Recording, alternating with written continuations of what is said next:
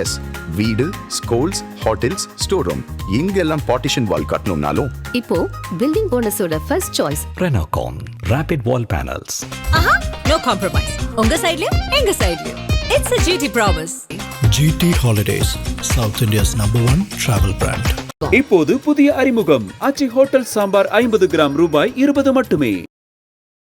திமுக கூட்டணியில் தேமுதிக இணைந்திருக்கிறது. திமுக பாருங்க வர்றவங்க எல்லாம் வண்டியில ஏத்திக்கிறாங்க. பஸ் ஃபுல்லா ஆகட்டும், யாருக்கு கோச்சிக்கிறீங்களா கோச்சின்னு வெளில போயிடுங்க. இது மெசேஜ் திமுக சொல்ற மெசேஜ். திமுக சொல்ற மெசேஜ் காங்கிரஸ்க்கு த்ரெட். இது வந்து நம்ம ஸ்வாட்னு ஒன்று பண்ணலாம். அதாவது ஸ்ட்ரென்த் என்ன, வீக்னஸ் என்ன, ஆப்பர்ச்சுனிட்டி என்ன, த்ரெட் என்ன. இது திமுகவுக்கு லாபமா நட்டமா அப்படின்றத நம்ம அதை டீகோட் பண்ணி பண்ணலாம். பிரேமலதா அவர்கள் உள்ள வர்றதுனால உதாரணத்துக்கு ஒரு 7 சீட்ல இருந்து 10 சீட்டுன்னு பார்த்தீங்கன்னா 10 சீட்ல அவங்க காலி பண்ண போகிறது உதயசூரியனோட சீட். தேமுதிக ஏற்கனவே அவங்க அலைன்ஸ்ல இருந்தவங்க, என்டிஏஓ ஏடிஎம்கே அலைன்ஸ்ல. இது அவங்களுக்கு இழப்பே இல்லையா என்ன? அவங்களுக்கு இழப்பே இல்லைனால எவ்வளோ இழப்பு? 0.6%, 0.5 தானே. 2000 ரூபா பணம் போட்டு 3000 ரூபா எக்ஸ்ட்ரா கொடுத்து 1000 ரூபா மாதம் கொடுத்து அதுக்கப்புறமா பொங்கலுக்கு 3000 ரூபா கொடுத்து பொங்கலுக்கு 3000 ரூபா கொடுத்து அதுக்கப்புறமா நிறைய திட்டங்கள் கொண்டு வந்து தமிழ்லேயே நிறைய திட்டங்களுக்கு முதல்வன் எல்லாம் பேர் வச்சோம். டிஎம்டிகேவோட 0.5% உங்களுக்கு தேவைப்படுதுன்னா இதை நான் தைரியம் எடுத்துக்கிறதா இல்லை பயம் எடுத்துக்கிறதா? ரிஷிவந்தியம், உளுந்தூர்பேட்டை, அப்புறம் விழுப்புரம், விக்கிரவாண்டி, அப்புறம் பன்ருட்டி, இதெல்லாம் பார்த்தீங்கன்னா திமுக வெற்றி பெற்று. இப்போ பன்ருட்டி, நெய்வேலி எல்லாம் பார்த்தீங்கன்னா வேல்முருகன் இருக்காரு. வேல்முருகன் ஏதோ ஒரு சீட்டு மனசில் வச்சிருக்காரு, அதை போயிட்டு பிரேமலதா விஜயகாந்த் கொடுத்துருக்கேன் அப்படின்றாங்கன்னு வச்சுக்கோங்களேன். கபடியில் போய் பாயிண்ட் எடுத்துன்னு வர போகிறது ரைடரு உதயசூரியன். உதயசூரியன் ரைடர் அனுப்பாமல் நீங்கள் என்ன பண்ண போறீங்க? முரசு அனுப்ப போறீங்க. அது அதிமுக சாதம். இந்த பெல்ட்டில்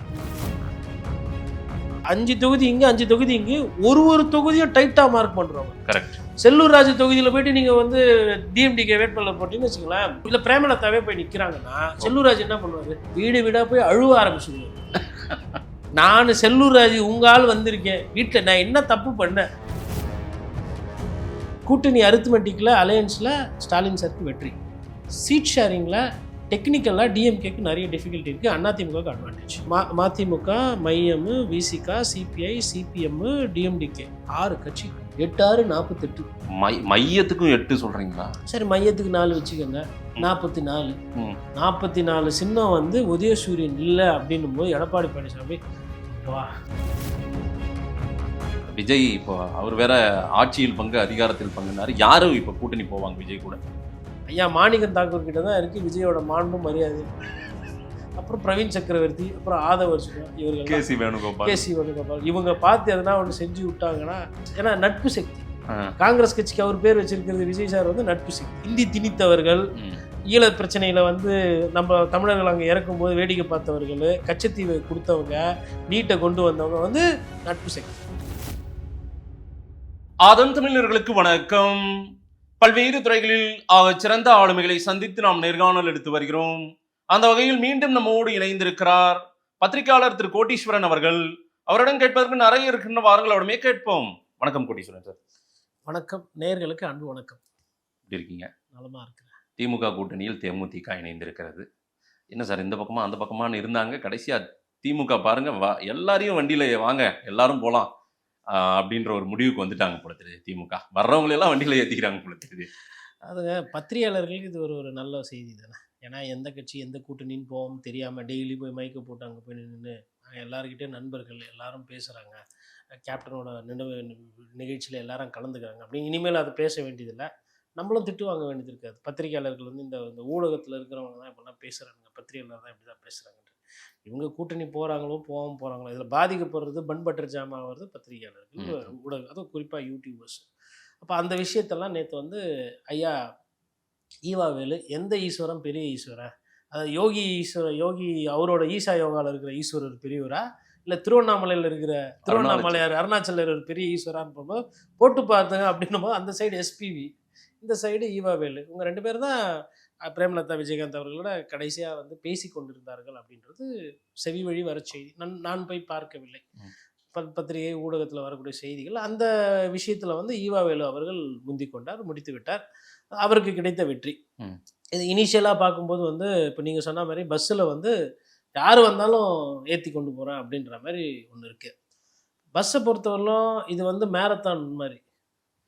ஒரு 234 கான்ஸ்டியூன்சி வரல இந்த பஸ்ஸு போகணும். அப்போ தான் அந்த பஸ்ஸு வெற்றி பெற முடியும். நீங்கள் எல்லாரையும் சேர்த்து சைடில் கீழே மேலே கீழே தொங்கின்னு போகிறது ஃபுட்பால்லாம் சேர்த்துனா அந்த பஸ் எப்படி வேகமாக போகுன்றது ஒரு டெக்னிக்கல் ப்ராப்ளம். இதே பஸ்ஸு வந்து ஸ்லீப்பர் செல் மாதிரி வந்து செமி கோச் மாதிரி போட்டு கரெக்டாக அந்த 38 சீட்டு வண்டி போட்டு ரைட்டு போகலாம் விசில் ரைட் அப்படின்னு போயிட்டு அது எங்கே நிறுத்த வேண்டியதில்லை. ஓகே. இப்போ நிறைய கூட்டணி கட்சிகள் சேர்க்கும் போது என்ன ஆகும்னா அங்கங்கே நிறுத்தி ஏற்றி இறக்கி போகணும். இது பஸ்ஸுக்கு இருக்கக்கூடிய சிக்கல். தொலைவில் இருந்து பார்க்கும்போது பஸ்ஸு ஃபுல்லாக இருக்குது, பஸ்ஸு கம்பீரமாக இருக்குன்ற ஒரு தோற்றம் இருக்கும். பட் அதனால் வரக்கூடிய அந்த சாதக பாதங்கள் இருக்குது.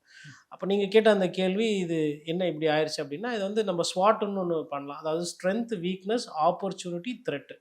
ஸ்ட்ரென்த் என்ன, வீக்னஸ் என்ன, ஆப்பர்ச்சுனிட்டி என்ன, த்ரெட் என்ன. அதாவது இது திமுகவுக்கு லாபமா நட்டமா அப்படின்றத நம்ம அதை டீகோட் பண்ணி பார்க்கலாம். முதல்ல வந்து நம்ம ஸ்ட்ரென்த் அதை பற்றி பேசுவோம். இப்போ ஸ்ட்ரென்த்னு பார்க்கும்பொழுது பிரேமலதா விஜயகாந்த் அவர்கள் திமுக கூட்டணிக்கு என்ன கொண்டு வராங்க அப்படின்றத நம்ம பார்க்கணும். அப்போ அப்படின்னு பார்க்கும்போது ஒரு பெண் தலைவர், நம்ம தமிழ்நாட்டில் இன்றைக்கி பெண் தலைவர்களுக்கு பஞ்சம். அதாவது ஒரு தோரணையாக பேசக்கூடிய தன்மை அப்படின்னு பார்ப்போம். அம்மையார் ஜெயலலிதா இருந்தாங்க. அதற்கு பிறகு நீங்கள் அந்த ஸ்ட்ரீமில் பார்க்கணுன்னா கனிமொழி அவர்கள் ஒண்டி தான் இருக்கிறாங்க. அதுக்கு நிகர் வேறு யாரும் இல்லை. அப்போ அந்த இடத்துல வந்து இவங்க வந்து பிரச்சாரம் என்பது பண்ணலாம்.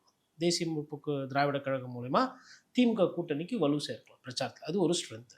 அதுக்கப்புறம் இன்னொரு ஸ்ட்ரென்த்துன்னு பார்க்கும்போது இப்போ விஜயபிரபாகர் அவர் போய் ஒரு சட்டமன்ற தொகுதியில் நிற்கிறாருன்னா அவர் எங்கே நிற்கிறாரோ அங்கே வெற்றி பெறத்துக்கு வாய்ப்பு அதிகமாக இருக்கிற மாதிரி நான் புரிஞ்சுக்கிறேன். என்ன காரணம்னா கேப்டன் விஜயகாந்த் அவர்கள் மீது இருக்கக்கூடிய அந்த பாசம், அந்த கனிவு, அவரை நமக்கு பிடிக்கும் தானே யாருக்கும். தமிழ்நாட்டில் வந்து விஜயகாந்த் அவர்களை சாரை பிடிக்காதவங்க யாரும் இருக்க முடியாது. அப்போது அந்த ஒரு பாசம் பதிவு என்பது அது வந்து விஜயபிரகார் மூலமாக அதுவுமே வந்து ஒரு ஸ்ட்ரென்த்தாக மாறும். ஸோ இப்போ இந்த 2 விஷயங்கள் வந்து நான் ஸ்ட்ரென்த்தாக பார்க்குறேன். இப்போ அடுத்தது இப்போ வீக்னஸை பார்ப்போம். ஓகே. இப்போ வீக்னஸ்ன்னு பார்க்கும்பொழுது இப்போது நீங்கள் வந்து சொல்கிறீங்க இப்போது டிஎம்டிகே வந்து உள்ளே வந்துட்டாங்க. இப்போது ஒரே சட்டமன்ற தொகுதிக்கு வந்து இன்றைக்கி வந்து ஒரு பெரிய போட்டி வந்து நடக்க போகுது, அதுவும் வட தமிழ்நாட்டில் குறிப்பாக சொன்னோன்னா.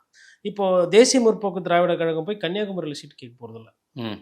இப்போ கன்னியாகுமரியில் சீட்டு கேட்குறேன்னா திமுக வந்து அங்கே வந்து காங்கிரஸ்க்கு தான் இருக்குது, காங்கிரஸ் ஒரு சீட்டை எடுத்து கூட கொடுக்கலாம். இல்லை இப்போ வந்து உங்களுக்கு கன்னியாகுமரி தாண்டி வந்து தூத்துக்குடியில் போய் கேட்குறாங்கன்னா திமுகவோட கோட்டை, அதில் எதனா ஒரு தொகுதியை வந்து கொடுத்து ஜெயிக்கவும் வச்சிடலாம் அப்படின்ற மாதிரி. இப்போது டிஎம்டிகே பொறுத்தவரை அவங்களோட ஃபோக்கஸ் எங்கே இருக்குன்னா விருதுநகர், கோவில்பட்டி, அதுக்கப்புறமா வந்து உங்களுக்கு மதுரை, அந்த சைடில் அந்த ஜோன் ஆடுவாங்க. அப்புறம் இந்த சைடு வந்தீங்கன்னா உங்களுக்கு வந்து கடலூர், விழுப்புரம், விருதாச்சலம், அரியலூர் இந்த ஜோனில் ஆடுவாங்க. இப்போது அந்த ஜோனில் வந்து ஆடும்போது அவங்களுக்கு விருதுநகர் போன்ற இடத்துலலாம் வந்து பிரச்சனை இருக்காது. ஏன்னா வந்து அங்கே வந்து காங்கிரஸ் இருக்குது, டிஎம்கே இருக்குது, டிஎம்டிகே அப்படின்னும் போது ஒரு பெரிய கலவரம் இருக்குது, அங்கே ஒரு சீட்டு பிரச்சனை இருக்காது. ஆனால் இதே நீங்கள் நார்த்து தமிழ்நாடுன்னு வரும்போது பார்த்தீங்கன்னா அங்கே ஆல்ரெடி பொன்முடி அவர்கள் ஒரு சில சீட்டுகளை அவர் மையமாக வைத்திருப்பார்.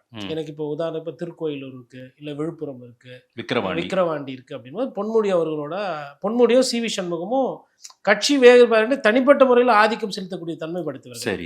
அப்போ அவங்களுக்கு ஒரு கணக்கு இருக்கும், விழுப்புரம் மாவட்டத்தில் எந்தெந்த தொகுதி நம்ம எடுக்கணும், பக்கத்தில் அரியலூர் எப்படி கண்ட்ரோல் பண்ணுறது, ஜெயங்கொண்டா வரலாம் எப்படி நம்ம எடுத்துகிட்டு போகிறது அப்படின்ற மாதிரி கள்ளக்குறிச்சி வரலாம் கொண்டு போகணும் இந்த சைடு. அப்போ அது ஒரு எள்ளு மாதிரி வரும். இப்போ இந்த ஏரியாவில் வந்து 2 பேரும் டெரைன் பாலிடிக்ஸ் பண்ணுவாங்க. இப்போ டெரைன் பாலிடிக்ஸ் பண்ணும்போது என்னன்னா இப்போ சிவி சண்முகத்துக்கு நெருக்கடி குறையும், பொன்முடி அவர்களுக்கு நெருக்கடி கூடும், இல்லை திமுகவுக்கு நெருக்கடி கூடும். அதாவது தன் சீட்டை இழக்கிற மாதிரி இருக்கும் திமுக. கரெக்டாக சொன்னீங்க. அதாவது உதயசூரியனை இப்போ பிரேமலதா அவர்கள் உள்ள வர்றதுனால மேபி ஒரு 7 சீட்டோ இல்லை ஒரு 10 சீட்டோ வச்சுக்கோங்களேன், அது என்ன எண்ணிக்கைன்னு நமக்கு தெரியல. உதாரணத்துக்கு ஒரு 7 சீட்லேருந்து 10 சீட்டுன்னு பார்த்தீங்கன்னா 10 சீட்டில் அவங்க காலி பண்ண போகிறது உதயசூரியனோட சின்னம். மற்ற காங்கிரஸோ விசிகாவோ கம்யூனிஸ்ட்ல இருந்தெல்லாம் எப்படியா இருந்தாலும் அந்த காங்கிரஸ் வந்து இந்த ஏரியாவில் கேட்க போறது இல்லை சீட்டு. ஆமா, வட மாவட்டத்தில் கேட்க போறது இல்லை. வட மாவட்டத்தில் ஸ்ட்ராங்கா போன வாட்டி ஆட்சிக்கு வந்து முக்கிய காரணம் வட மாவட்டத்தில் திமுக வெற்றிக்கு வந்து நிறைய பெற்றாங்க.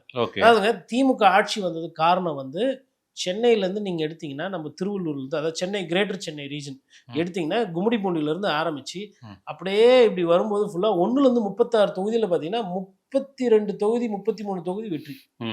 அதுக்கப்புறமா அந்த ஸ்ட்ரெச் வந்து அப்படியே கனெக்ட் ஆகுது, செங்கல்பட்டு தாண்டியும் அது வந்து கனெக்ட் ஆகுது. எங்கே வரணும்னா விழுப்புரம்ல வெற்றி, கடலூரில் நல்ல வெற்றி, அப்புறம் உங்களுக்கு இதில் வரலாம் உங்களுக்கு வெற்றி. இந்த அரியலூர், பெரம்பலூர், இந்த சின்ன சின்ன மாவட்டங்கள்லாம் இருக்கு பாருங்க, நார்த் வட தமிழ்நாடு எல்லாமே வந்து நல்ல வெற்றி. அதே வட தமிழ்நாட்டில் வெற்றி பெற்றவங்க பாட்டாளி மக்கள் கட்சி இங்க ஆதிக்கம் செலுத்துற இடம், அதே ஆதிக்கத்தை வந்து இங்க திமுக செலுத்தின அதே ஆதிக்கத்தை தருமபுரியில சேலத்துல அவங்களால செலுத்த முடியல, கிருஷ்ணகிரியில செலுத்த முடியல. ரைட். அங்க வந்து அதிமுக ஸ்வீப் பண்ணுது. அதாவது சேலத்துல 11 சட்டமன்ற தொகுதியில 10, தருமபுரியில 5க்கு 5, கிருஷ்ணகிரியில பாதிக்கு பாதி. அப்போ அந்த பெல்ட், ஹோசூர் அந்த பெல்ட்டில் பார்த்தீங்கன்னா அதிமுக பாட்டாளி மக்கள் கட்சி நல்லா ஆடுது. ஆமா. ஆனா இந்த பெல்ட்டில் அதிமுக பாட்டாளி மக்கள் கட்சி நல்லா ஆட முடியல, வெற்றி பெற முடியல. அப்போ திமுக வந்து இங்க வெற்றி பெற்றிருக்கு. ஆமா. அப்ப திமுக ஸ்ட்ராங்கா இருக்கிற இடத்துல, திமுக வெற்றி பெறக்கூடிய இடத்துல தான் டிஎம்டிகே வந்து இப்ப சீட்டை கேட்குது. ஓகே. இப்போ ரிஷிவந்தியம், உளுந்தூர்பேட்டை, அப்புறம் விழுப்புரம், விக்கிரவாண்டி, இதெல்லாம் பார்த்தீங்கன்னா, அப்புறம் பன்ருட்டி, இப்போ இதெல்லாம் பார்த்தீங்கன்னா திமுக வெற்றி பெற்றது. இப்போ பன்ருட்டி, நெய்வேலி எல்லாம் பார்த்தீங்கன்னா தாவேக்கா இவர் வேற இருக்காரு, வேல்முருகன் இருக்காரு. வேல்முருகன் ஏதோ ஒரு சீட்டு மனசுல வச்சிருக்காரு, அதை போயிட்டு பிரேமலதா விஜயகாந்த் கொடுத்துருங்க அப்படின்றாங்கன்னு வச்சுக்கோங்களேன். அப்போ அது வந்து ஒரு கூட்டணி. உதாரணத்துக்கு இன்னொரு விஷயமும் இருக்கு, விசிகாவும் இந்த இடத்துல தான் ஸ்ட்ராங். எஸ். அப்போ சின்ன கட்சியா இருக்கக்கூடிய தமிழக வெற்றி கழகம், பெரிய கட்சியா இருக்கக்கூடிய விடுதலை சிறுத்தைகள் கட்சி, திமுக பெரிய கட்சி, அதுக்கப்புறம் கடலூர். அப்போ இந்த ஒரு பெரிய பீஸை 4 கட்சி பிரிச்சு எடுக்கும்போது என்ன ஆகும்னா, தலைவர்கள் ஒத்துமை ஆயிடுவாங்க. இப்போ நான் உளுந்தூர்பேட்டை அதிமுக காரரு, நான் வந்து இப்போ நேத்து வரை என்ன நினைச்சிருப்பேன், சூரியன்ல வேட்பாளர். இப்ப என்ன சொல்றாங்க, முரசுக்கு கொடுத்தாலும் கொடுப்பாங்க. இப்போ திருக்கோவிலூர் போன முறை எல் வெங்கடேசன் தேமுதிகவில் அவர் ஏற்கனவே எக்ஸ்எம்எல்ஏ, இப்போ உங்க தேமுதிக உள்ள வந்துட்டாங்க. இப்போ அப்படின்னும் போது அதை பிச் பண்ணுவாங்க, கண்டிப்பா கேட்பாங்கல்ல சீட் அவங்க. ஆமா. இப்போ திருக்கோவிலூர்னா பொன்முடி தொகுதி அது. ஆமா, பொன்முடி தொகுதியை கொடுக்க மாட்டாங்க. பொன்முடி என்ன நினைக்கிறாரோ அதுதான் சரி. பொன்முடிக்கு அப்படின்னும் போது பொன்முடி என்ன பண்ணுவாரு, ஈவா வேலை கூட்டு, எப்பா என்னப்பா அங்க பண்ணி இங்க பண்ணி என்கிட்ட திருப்பி விடுற அப்படின்னு பார்த்து சொல்லுப்பா அப்படின்னா, ஈவா வேலை சொல்லுமா, இல்லைங்க மாவட்ட செயலர் தொகுதி, அமைச்சர் தொகுதி. அவங்க அந்த வட மாவட்டத்தில் வாங்கணும்ல. அப்போ விழுப்புரம் விக்கிரவாண்டினா விழுப்புரத்துல மாவட்டத்துல நீங்க எதை எடுத்தீங்கன்னாலும் உதயசூரியன் தான் அங்க ரைடரு. ஃபர்ஸ்ட் பாயிண்ட் போய் கபடியில போய் பாயிண்ட் எத்தனை வர போறது ரைடரு உதயசூரியன். உதயசூரியன் ரைடர் அனுப்பாம நீங்க என்ன பண்ண போறீங்க, முரசு அனுப்ப போறீங்க. அது அதிமுக சாதம். அந்த பெல்ட்ல ஆட்டோமேட்டிக்கா சாதம், ஆட்டோமேட்டிக்கா அது சாதம். இப்போ திமுகவுக்கு இப்போ இது ஒரு சரிவா போகும். டெக்னிக்கல் கிரவுண்ட்ல இதனால சிக்கல்கள் நிறைய இருக்கு. நீங்க இப்போ யோசிச்சு பாருங்க, இப்போ டிஎம்கேல ஒரு சிலர் வந்து இருப்பாங்க, இப்போ விருதுநகர்ல இருக்கிறாங்க மாவட்டத்துல. இப்போ விருதுநகர்ல தலைக்கட்டு வந்து திருச்சூர்ல அவர் ஐயா வந்து கேகேஎஸ் சார். சாத்தூர்ல போய் சீட்டு கேட்பாங்களா, வாய்ப்பு இருக்கா? அப்போ பக்கத்துல எதுனா ஒரு சீட்டுன்னும் போது அங்க ஆல்ரெடி திமுகவுக்கும் காங்கிரஸுக்குமே டஃப்பா போயின்னு மாணிக்கம் தாக்கூர்னால இப்போ டிஎம்டிகே உள்ள எடுத்துன்னு போய் விடும்போது சீட்டு ஐடென்டிஃபை பண்றதா சிக்கல். சீட் ஷேரிங் ஓகே, எண்ணிக்கை 8ஓ 10ஓ அது கொடுத்துருவாங்க, எந்த தொகுதி வேணும்ன்றதுல சிக்கல் இருக்கு. அப்போ நீங்க எல்லாரும் வந்து இப்ப இந்த ஜோன்லயே கேட்பாங்க. இப்ப இவங்க மேபி இப்ப விருதுநகர் ஓரளவு கம்ஃபர்ட்டா இருக்கும். இப்ப மதுரை நீங்க சொல்லுங்க, மதுரையில சீட்டு கேட்கறாங்க யாரு, மதுரை தான் கரெக்டா. மதுரை எப்படின்னா, ஒண்ணு நீ இல்லைன்னா 5க்கு 5, திமுக 5, அதிமுக 5, மதுரை மத்தி பிடிஆர். அப்படியே நீங்க போகும்போது செல்லூர் ராஜு தொகுதி வருது, ஆர்வி உதயகுமார், அப்புறம் திருப்பரங்குன்றம் வராரு, அதான் ராஜன் செல்லப்பாது வர, அப்புறம் மதுரை மூர்த்தி வராரு, அந்த சிட்டிக்குள்ள மூர்த்தி வராரு. அதுக்கப்புறமா வந்து உங்களுக்கு வந்து கோ தளபதி மாவட்ட செயலர் எம்எல்ஏ. அப்போ தொகுதியில 5 தொகுதி இங்க 5 தொகுதி இங்க, ஒரு தொகுதியும் டைட்டா மார்க் பண்றவங்க. செல்லூர் ராஜு தொகுதியில போயிட்டு நீங்க வந்து டிஎம்டிகே வேட்பாளர் போட்டீங்கன்னு வச்சுங்களேன், ஒருவேளை டஃப் இல்ல பிரேமலதாவே போய் நிக்கிறாங்கன்னா செல்லூர் ராஜு என்ன பண்ணுவாரு, வீடு வீடா போய் அழுவ ஆரம்பிச்சுடுவாரு. நான் செல்லூர் ராஜு உங்க ஆள் வந்திருக்கேன், வீட்டுல நான் என்ன தப்பு பண்ணேன் சொல்லுங்க, ஆல்ரெடி சிக்கலா இருக்கு, எடப்பாடியார் என்ன சேர்ப்பாரா, நான் இந்த மதுரைக்காரன் நான் எங்க போவேன், இப்படியே போய் வீட்டு வீடா போக ஆரம்பிச்சுடுவாரு. ஆர்வி உதயகுமார் என்ன பண்ணுவாரு, அங்கேயே போய் வீட்லயே உட்காந்துருவாரு, இட்லி கொடுங்க, நான் எவ்வளவு வாட்டி சாப்பாடு எல்லாம் ஆக்கி போட்டிருப்பேன், கோயில் ஃபங்க்ஷன்லாம் எவ்வளவு பண்ணிருப்பேன், என்ன இந்த மாதிரி பண்றாங்க. ராஜன் செல்லப்பா எங்கன்னா போங்க, இந்த பக்கமே வந்துடாதீங்கன்ட்டு அவரு ஒரு டிஃபரெண்டான அரசியல் பண்ணாரு. தளபதி ஆல்ரெடி காங்கிரஸ் மேல கோவத்துல இருக்கிறாரு. யாருன்னா போய் அவரு தலை சீட்டை கேட்டீங்கன்னு வச்சுக்கோங்களேன், டிஎம்டிகே சீட்டை கேட்டீங்கன்னா, அப்போ ஒரு வாட்டி ஜெயிச்சா நீங்க இருந்துருவீங்க, அப்போ ஜெயிச்சா இருந்துருவேன், தோத்தா ஜெயிச்சா இருந்துருவேன், தோத்தா இப்படி அந்த சிம்பு படம் ஒண்ணு வரும்ல, இருக்கு இல்ல இல்ல இருக்கு இருக்கு அப்படின்ற மாதிரி போயிடுவாரு. அந்த மாதிரி அப்போ ஒருத்தரும் தொகுதியை வந்து டஃப் பண்ணுவாங்க. சரி, பிடிஆர் தொகுதி மதுரை மத்தி நினைச்சு பார்க்க முடியுமா, பிடிஆரை மீறி பிடிஆர் தொகுதினா டிஎம்கேல யாரும் கேட்க மாட்டாங்க, அதிமுக வெல் லெஃப்ட், அதான் பால் யாக்கர் போடுறான்னு தெரிஞ்சு இல்லை, எதுக்கு அந்த பாலை போய் கை வைப்பானே, இல்லை வெளியில போகுது அதை போய் கை வச்சு கேட்ச் மாட்டுறதுக்கு அது பாலை விட்டுரு. பிடிஆர் பந்து வருதுன்னா அந்த தொகுதியில பைசா கொடுக்காம அவர் எப்பவுமே வெற்றி பெற சாம்பியனுங்க. அதாவது சமகால அரசியல்ல காசுக்கு ஆசைப்படாம பேரை கெடுத்துக்காம ஒரு குடும்பம் அரசியல் இன்னைக்கு பேர் எடுத்துருக்குன்னா அது பிடிஆர் பழனிவேல். அவர் யாரு, நான் அவரை பார்த்ததுலாம் கிடையாது, ஏன்னா எல்லாத்துக்கும் ஒரு கதை சொல்லுவாங்க, அதுக்கு சொல்கிறேன் நான். எங்க ஆளுமை என்பதோ திறமை என்பதோ தரவு என்பதோ எல்லா கட்சியிலையும் இருக்கும். அந்தந்த கட்சியில் எது சாதகம் எது பாதகம் எது நல்லா இருக்குது எது மோசமாக இருக்குன்றது நம்ம வந்து தோழித்து காட்டுவதா நம்மளோட தொழில். அப்படிப்பா மதுரை மத்தினா அது பிடிஆர் முடிஞ்சிச்சு. மீறி யாருன்னா போய் ஒரு வெற்றி தான் பெறுவார் அப்படின்லாம் சொல்லலை. லேபிள் செலவு பண்ணாமல் தேர்தலை பார்க்கக்கூடிய ஒரு கிளாடி ஒருத்தர் தமிழ்நாட்டில் இருக்கிறாருன்னா அது அங்கேருந்து ஆச்சு. அது மாதிரி நிறைய பேர் இருக்கலாம். ஃபர்ஸ்ட் என் கண்ணுக்கு ஃபர்ஸ்ட் தெரியுது மதுரை மத்தி. அப்ப மதுரையில டிஎம்டிகே மதுரையில கேப்டனுக்குன்னு ஒரு இது இருக்கு, மரியாதை இருக்கு. இப்ப எங்க மதுரை போய் நீங்க எங்க போய் சீட்டு கேட்பீங்க? இது எல்லாமே எந்த தொகுதியில? ஹவுஸ்ஃபுல். இப்போ திருப்பரங்குன்றத்துல போயிட்டு இப்ப ஆல்ரெடி ஒரு பஞ்சாயத்து ஓடிட்டு இருக்கு. திருப்பரங்குன்றம் கொடுங்க டிஎம்டிகே கேட்கறான்னு வச்சுக்கோங்களேன், அவங்க வந்து சரி பரவாயில்ல குத்துலாம் அப்படின்னு. ராஜன் செல்லப்பா ஹாப்பியா அவரு? இல்ல ஆர்பி உதயகுமார் இவங்கெல்லாம் என்ன நினைக்குவாங்க, சாமி எல்லாம் மதுரை மீனாட்சி போனாலும் சரி இல்லை கள்ளழகர்கிட்ட போனாலும் அழகரே அப்பா அப்பா எப்படியாச்சும் டிஎம்டிக்கு எனக்கு எதிர்த்து வேட்பாளர் வரணும்ப்பா அப்படின்னு அதிமுகவில் வேண்ட ஆரம்பிச்சிருவாங்க. ஈஸி. ரெட்டலை வந்து சூரியனை எதிர்த்து மூர்த்தி அவர்கள் செலவு பண்ணி அவரை எதிர்கொள்றது எப்படி இருக்குது?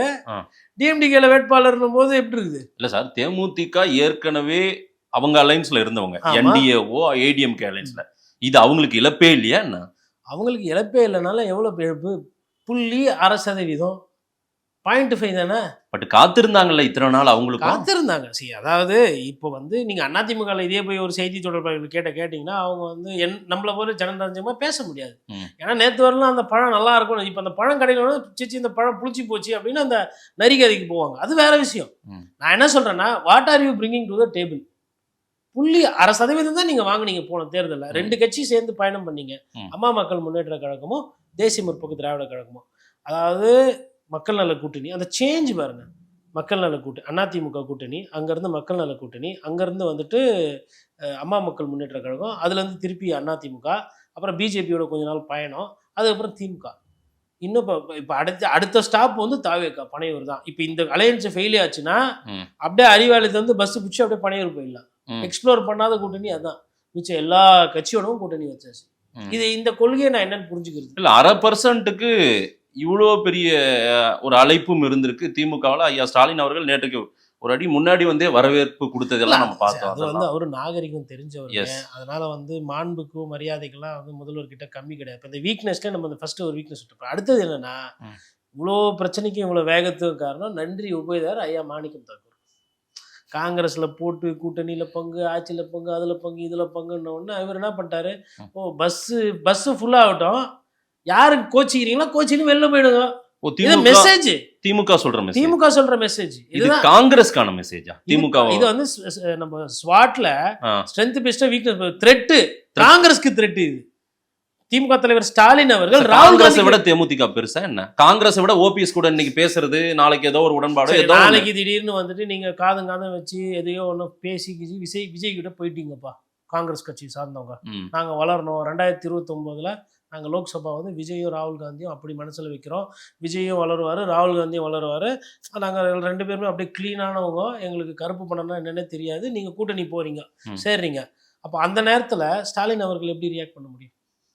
இப்போ வந்து அவர் வந்து ஒரு டிஃபென்ஸுக்கு வச்சிருக்காரு ஸ்டெப்பு. அதாவது காங்கிரஸ் கூட்டணி விட்டு போயிடுச்சு அப்படின்னாலும் அப்போ டிஎம்டிகே இருக்கு, மக்கள் நீதி மையம் இருக்கு, 2 கட்சியை வைத்து அதை பேலன்ஸ் பண்ணலான்றது அவர் போடுற கூட்டணி கணக்கு. அதுக்காக தான் இதை வந்து அவர் செஞ்சிருப்பாருன்னு நான் நினைச்சுக்கிறேன். ஒண்ணு.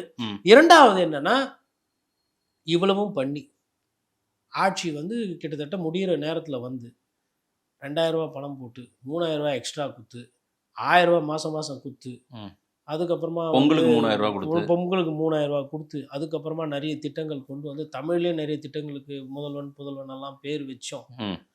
டிஎம்டிகேவோட 0.5% உங்களுக்கு தேவைப்படுதுன்னா இதை நான் தைரியம் எடுத்துக்கிறதா இல்லை பயம் எடுத்துக்கிறதா? நீங்க யதார்த்தமா பேசுவோம், ரெண்டுமே சரிதான். சரி, தைரியமும் அரசியல்ல தேவை சார். லூப் ஹோல்ஸ் எங்கேயுமே வேண்டாம்னு நினைக்கிறாங்க போல தெரியுது. Master stroke. எஸ், அரசியல்ல கேட்டீங்கன்னா மாஸ்டர் ஸ்ட்ரோக். அதே நேரத்துல பயம் அங்க இருக்கு, தோத்துவோன்ற பயம் இருக்குன்றத நான் புரிஞ்சுக்கிறேன் ஒரு பத்திரிகையாளர். சரி, யாரு போனாலும் போய் கூட்டு வந்துடுறது. டிடிவி தினகரன் அவர்கள் ஒரு நேர்காணலில் புள்ள பிடிக்கிற வேலையை பண்ணது திமுக இப்படியே சொல்றாரு பத்திரிகையாளர்கள் பேசும்போது. யார் போனாலும் போயிட்டு பார்த்தா இப்போ நீங்கள் சொல்கிறீங்க ஓபிஎஸ் அவர் அங்கே போயிருக்கிறாரு, இப்போ சந்திச்சிருக்காங்க, இன்னும் நடக்கலை. சரி, நான் வந்து கொஞ்சம் அரசியலை மக்களுக்கு புரியுற மாதிரி யதார்த்தமா பேசணும்ன்றவங்க. சார் எனக்கு- இது ஒரு எனக்கு இது ஒரு பயங்கர- இல்ல, ராஜதந்திரம் இல்ல, தானே சார். அதான் இது என்ன இல்ல, தேர்தல் அப்படி நான் வைக்க கூடாது. ராஜதந்திரம் நம்ம பொலிட்டிக்கலா ஷார்ப்பா அவங்க பயங்கர புத்திசாலி அதுக்கெல்லாம் போல. நான் என்ன கேட்குறேன்னா, அம்மையார் ஜெயலலிதாவுக்கு மு.க. ஸ்டாலின் அவர்கள் யாரு? எதிர்க்கட்சி தலைவர் எதிரி எதிரி. எதிரி திமுக காரங்க கிட்ட போய் உங்க எதிரி யாருன்னு கேட்டா ஏடிஎம் எம்ஜிஆர், ஆ. அந்த அம்மா, ஆ. அவங்க இன்னும் கொஞ்சம் இதுவா பேசுவாங்க. அதே மாதிரி இவங்க கிட்ட போய் கேட்டா மோசமான வார்த்தைகள் பேசுவாங்க. ம். அதை நான் அதை பயன்படுத்த விரும்பல. அவங்களுக்கு ஒரு மாதிரி கிண்டல் பண்ற வார்த்தைகள் வச்சிருப்பாங்க. அவனே, இவனே, இவளே, அவளே ஆமா. அப்படின்ற மாதிரிலாம் அவங்க பேசுவாங்க. அது அவங்க தன்மை. அந்தந்த கட்சியில கீழே இருக்கிறவங்க தொண்டர்களோட அந்த கோபம் உணர்வு.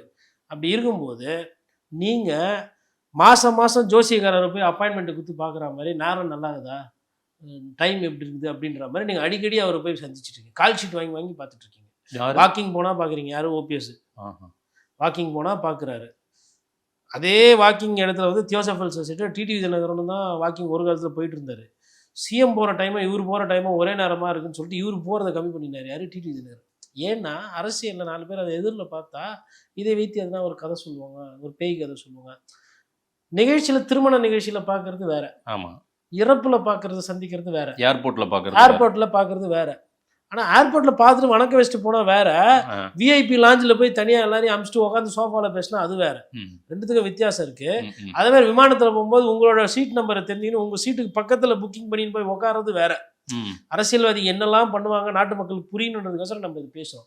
இப்போ நான் என்ன சொல்றேன்னா, இப்படி அடிக்கடி போய் அவரை பார்த்து கஷ்டப்படுறதை விட சீக்கிரமா சேர்ந்துட்டா பத்திரிகையாளர் எங்களுக்கு விவாதம் பண்ண ஈஸியா இருக்கும்ல.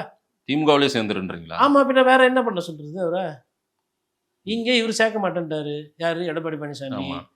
டிடிவி தினகரன் நீங்க வாங்க, உண்மையான ஆட்சி, உண்மையிலே நீங்க சொன்னது உண்மையா இருக்குமே ஆனால் அம்மாவோட ஆட்சி வரணும், அம்மாவோட ஆன்மா உங்ககிட்ட பேசுறது உண்மையானா, நீங்க தியானம் பண்ணும்போது அம்மா தான் உங்களுக்கு அறிவுரை கொடுத்தது உண்மையா இருக்குமே ஆனால் அம்மாவோட தொண்டர்கள்லாம் நாங்கள் சேர்ந்துக்கிறோம், தயவு செய்து வந்துருங்க. அப்படி நீங்க வரலன்னா அம்மாவோட பிள்ளைகள் அதிமுக கட்சிக்காரங்க பார்க்குற பொதுமக்களை அவங்களை அடையாளம் காட்டுவாங்க நீங்க யாரு அப்படின்னு கிட்டத்தட்ட அன்பா மிரட்டி ஒரு விஷயத்த பண்ணி வச்சிருக்கிறாரு. யாரு? டிடிவி தினகரன். இப்போ டிடிவி தினகரனுக்கும் யோசனை இருக்கும்ல, என்னைக்கு சேருவாரு, இதுல இங்க வருவாரா, இங்க வருவாரா. எல்லாருக்கும் ஒரு ஒரு ஆப்ஷனை முடிச்சுட்டா தேர்தல் வேலையை பார்க்க போயிடுவாங்க. இப்போ இன்னொன்று, ஓபிஎஸ் போய் சேர்றாரு போடியில், இவர் யாரும் சேர்த்துக்க மாட்டாங்க, போன வாட்டி நின்று 10,000 ஓட்டு நம்ம தோத்துட்டோம், இந்த வாட்டி நம்ம வந்து ஜெயிச்சிடலாம் அப்படின்னு ஒரு ஆசையில் இருப்பார்ல ஒருத்தர். திமுக காரரோ காங்கிரஸ்காரரோ ஏதோ ஒரு கட்சிக்காரரு, அவர் ஆசையில் மண்ணள்ளி போட்டிங்களா? இன்னொன்று, தேனியில் இருக்கிற அதிமுக காரங்க இதை எப்படி பார்ப்பாங்க? அப்பா ஒருத்தர் போனார்பா, நமக்கு கீழே இருக்கவங்களுக்கு வாய்ப்பு. தேனி நீங்கள் எடுத்தீங்கன்னா எல்லாமே வயசு அதிகமானவர்கள் தான் அரசியல்வாதிகள். ஆமாம். கம்பராமகிருஷ்ணன் வயது ரொம்ப மூத்தவர், ஓபிஎஸ் ஐயா வயது மூத்தவர், தங்கத்தமிச்சல் தான் கொஞ்சம் வயசு கம்மி இவங்களோட கம்பேர் பண்ணும்போது. ரைட்டு. யாரும் 30 வயசு 40 வயசு அரசியல்வாதிலாம் கிடையாதுங்க. அதே மாதிரி வந்து இவர் எஸ்கேடி ஜக்கையன், அவர் எல்லாருமே வந்து வெட்டரன் பொலிட்டீஷியன் தான். அப்படி இருக்கும்போது ஓபிஎஸ் அவர்கள் அங்கே போகிறாங்கன்னா அதிமுக யாருன்னா புதுசாக கூட ஆளை திடுவாங்க. அந்த வாய்ப்புகளுக்கு த்ரூ ஆகுது இல்லையா அவங்களுக்கு. அதெல்லாமே வந்து அதாவதுங்க, ஒரு விஷயம் மாறுதுன்னும் போது ஒரு ஒரு விஷயத்தை கிளியர் பண்ணுவோம். அங்கே வந்து புதுசாக புல் வேற ஏதோ செடி முளைக்கும். எவ்வளோ நாள் தான் ஆலமரமே இருக்குது, மற்றது எதுவும் வளராதுல. ஆலமரம் புதுசா நிறைய பேர் வர்றதுனால திமுக ஷீட் ஷேரிங் விஷயத்துல நிறைய குழப்பங்கள் இருக்கும். கண்டிப்பா வருங்க சீட் ஷேரிங். ஒருத்த நாட்டில் நேற்று வரலாம் வைத்திலிங்கம் எதிர்த்து அரசியல் பண்ணவர், இப்போ வைத்திலிங்கத்தோட சேர்த்து போகணுமா? ஆமா. ஒருத்த நாட்டில் யார் வேட்பாளர்? இப்போ வைத்திலிங்கம் தான். வைத்திலிங்கம். அப்போ அப்போ திமுக காரங்க அங்கே ஒரு ஒன்றிய செயலாளரோ நகர செயலாளரோ நான் வேட்பாளர் ஆகணும்னு ஆசையில் இருந்தாங்கல்ல, அவங்களுக்கு 4.5 வருஷமா கஷ்டப்பட்டுருக்கேன். ஆட்சியில் அதிகாரத்தில் பங்கு அது இதுன்னா நான் ஒரு சேர்மனாக இருக்கிறேன், கவுன்சிலராக இருக்கிறேன்னா ஏதோ எந்த நேரத்தில் நல்லா இருந்திருக்கும். நான் எதுவுமே வெறும் கட்சி பதவி தான் இருக்குது. ஆளுகின்ற கட்சி ஆட்சியில் வந்ததுக்கப்புறம் எனக்கு மேபி கிடைக்கும். வைத்தியலிங்கத்தை எதிர்த்து நான் ஜெயிச்சிட்டேன்னா எனக்கு அது வெற்றி. அப்படி கூட அந்த கனவுல யாருன்னா இருந்திருப்பாங்கல்ல. யதார்த்தம் தானே அது. போச்சா? இப்போ போடி இவர் போய் சேர்ந்தாருன்னா போடியில் இருக்கிறவங்களோட ஆசை போச்சா? டிஎம்டிகேவால் நிறைய இடத்துல வரனால உதயசூரியன் ஆசை போச்சா? மையம் எங்கே சீட்டு கேட்க போகிறாருன்னே தெரில. கோயம்புத்தூரில் சீட்டு வாங்கிக்கினாருன்னா எப்பா எப்படியா இருந்தாலும் அது தோக்கிற இடம் தான், குத்து விட்ருக்கும்பா கமலுக்கு டார்ச் லைட் ஆக்ஷன் போய்ட்டு விட்டுருவாங்க. சரி, சென்னையில் கேட்குறாரு. சென்னையில் தான் அவங்க கொஞ்சம் அதிகமாக கஷ்டப்பட்டு திமுக மாவட்ட செயலாளர் உழைச்சி கீழ்ச்சி எல்லாத்தையும் பண்ணி சென்னையை வந்து ரதம் மாதிரி வச்சுக்கிறாங்க. அவங்க இன்ஜினை ஸ்டார்ட் பண்ணால் வண்டி வந்து 110 120ல போற மாதிரி சீசன் பண்ணி வச்சுக்கிறாங்க. ஆ. நீங்க வந்துட்டு வண்டி சாவி கொஞ்சம் கொடுங்க, அந்த தொகுதி நான் ஓட்டிக்கிறேன், இந்த தொகுதி நான் கேட்பாங்க. டிஎம்டிகேவும் கேட்கலாம், ம். சென்னையில் மேபி தென் சென்னையில் எங்கன்னா எக்மோர் அது கேட்கலாம். எங்கன்னா எக்மோர் கூட எக்மோர் கேட்கலாம். ம். இப்போ எக்மோர் கேட்குறாங்க டிஎம்டிக்கு. சேகர் பாபு என்ன நினைப்பார், என்ன நினைப்பார் சொல்லுங்க, கணிங்க. கரெக்டாக நீங்கள் சொன்னீங்க எக்மோர், நீங்கள் சொன்னீங்க, சொல்லுங்கள் ஐயா. சேகர் பாபு என்ன நினைப்பார், நெஞ்சார்ந்த நன்றி கூட்டணிக்கு, ஆல்ரெடி பரந்தாமனை நான் எப்படி காலி பண்ணுறது, வேண்டாத தெய்வம் இல்லை, இஷ்ட தெய்வமே வந்து கொடுத்துருக்கு, ஆனால் கொடுத்துடலாண்ணே எக்மோரை, கிட்ட இருந்து நான் பார்த்து ஜெயிச்சிடறேன்னு. ஜெயிச்சதே கிடையாது சமீப காலமாக அதிமுக. டிஎம்டிகே வந்து நிற்குதுன்னும் போது கண்ணா லட்டு தின்னு ஆசையான்ற மாதிரி அதிமுகவில் வேலை செய்கிறதுக்கு ஆள் இல்லை மெட்ராஸில், சரியா? ஆமாம். அவங்களுக்குலாம் என்ன பண்ணுவோம் எக்மோரில், ஆனால் எக்மோரில் வேணா நான் வேணா ட்ரை பண்ணுவேண்ணே, டிஎம்டிகே தான் நிற்குது. திமுக வேட்பாளர் பரந்தாம சிட்டிங் எம்எல்ஏ நிற்கிறது எப்படி இருக்குது, கரெக்ட். திருப்பி மறுபடியும் வந்துட்டு, அதாவது பழைய எம்எல்ஏ இருக்கிறாரு, நல்ல தம்பி அவர்கள் இருக்கிறாரு, ஆமாம் ஆமாம். அவர் வந்து நின்னாலும் நல்ல தம்பி அரசியலில் பெருசாக பேரை கெடுத்துக்காத ஒரு அரசியல்வாதி, காசு பணம்லாம் சம்பாதிக்கல. நல்ல தம்பி சம்பாரிச்சது கேப்டனோட நெஞ்சில் ஒரு இடம். ஆமாம். இன்னைக்கு என்ன விதமாக அரசியல் போது எவ்வளோ கோடியில் புரளுதுன்னு தெரியும். அப்போது ஒரு ஒரு ஒரு எக்ஸாம்பிள் சொல்கிறேன். ஒரு தொகுதியை மாற்று கட்சி கேட்கும்போது, இப்போ டிஎம்டிகே இங்கே வாங்குச்சுன்னா பரந்தாமனுக்கு தொகுதி இருக்கா? இல்லை. ஆல்ரெடி அந்த சைடு பூந்தமல்லி ஸ்ரீபெரும்புத்தூர்லாம் செட் ஆகலன்னு சொல்லிட்டு தான் இங்கே வந்து பிரச்சாரத்தை பண்ணி ஜான் பாண்டியன் போன்ற ஒருத்தர் எதிர்த்து நின்று ரெட்டையில் நின்று ஜெயிச்சிட்டாரு.